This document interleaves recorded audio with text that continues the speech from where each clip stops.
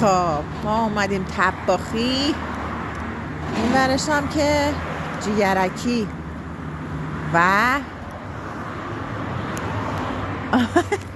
انتظار آقا خرسی. خرسی بشین بهت بدم، بشین الان حاضر میشه. بشین پسر. مامان هول نکن بشین آفرین. حالا در میبندم نگاه کن.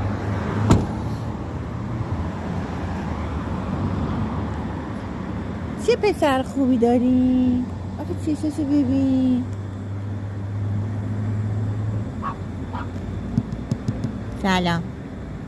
الان میاد، الان حاضر میشه. دلاتون الان حاضر میشه. به به بخوریم. خداحافظ.